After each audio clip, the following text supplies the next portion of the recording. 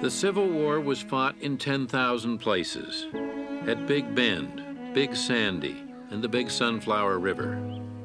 From Bunker Hill, West Virginia, and Blue Springs, Tennessee, and Cairo, Illinois, to Golgotha Church, Georgia, and Christiansburg, Kentucky. At Citrus Point on the Cimarron River, and along Cowskin Bottom. At Pebbly Run and La Glorieta Pass, and Gettysburg. I think if I had my choice of all the moments to be present at in that war period, it would be at Gettysburg during Lincoln's delivery of his speech. Maybe to have seen him craft those beautiful words, his marvelous healing words, and then deliver them. They were for everyone, for all time. They subsumed the entire war and all in it. It showed his compassion for everyone, his love for his people. That's what I'd like to be.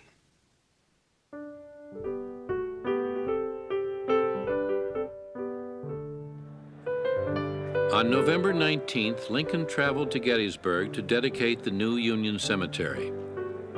The featured speaker was Edward Everett of Massachusetts, a diplomat, clergyman, and celebrated orator. The president had been invited almost as an afterthought to offer a few appropriate remarks. Everett spoke for not quite 2 hours. Then Lincoln rose. A local photographer took his time focusing. Presumably, the president could be counted on to go on for a while. But he spoke just 269 words. He started off by reminding his audience that just 87 years had passed since the founding of the nation.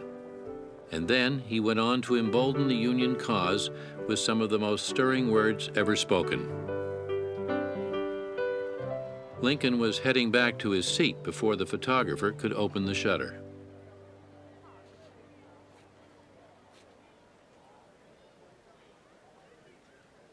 He felt that he had failed, that it was a poor speech, that the people didn't like it. It was so brief, less than 2 minutes. He felt that he had failed. Lehman, his friend Ward Lehman, was sitting next to him on the stand. When he sat down, there was just a sprinkling of applause. And he said, "Lehman, that speech won't scowl. That's what you say about a plow in the prairies when the mud doesn't come off it." The cheek of every American must tingle with shame as he reads the silly, flat, dishwatery utterances of the man who has to be pointed out to intelligent foreigners as the President of the United States. Chicago Times. Dear Mr. President, I should be glad if I could flatter myself that I came as near to the central idea of the occasion in 2 hours as you did in 2 minutes. Edward Everett.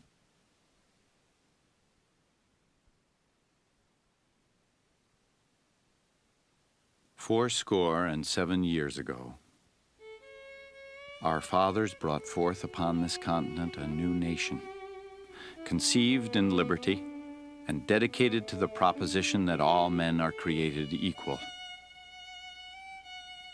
Now we are engaged in a great civil war, testing whether that nation or any nation so conceived and so dedicated can long endure.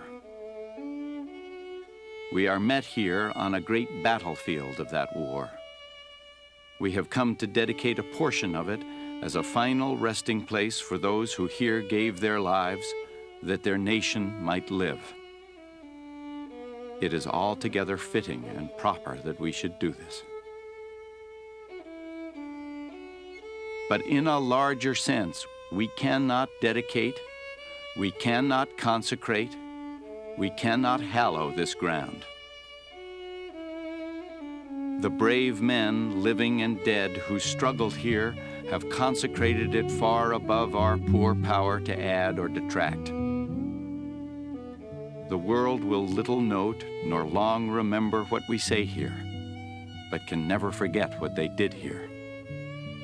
It is for us, the living, rather to be dedicated here to the unfinished work which they have thus far so nobly carried on. It is rather for us to be here dedicated to the great task remaining before us, that from these honored dead we take increased devotion to that cause for which they here gave the last full measure of devotion, that we here highly resolve that these dead shall not have died in vain, that this nation, under God, shall have a new birth of freedom, and that government of the people, by the people, for the people, shall not perish from the earth.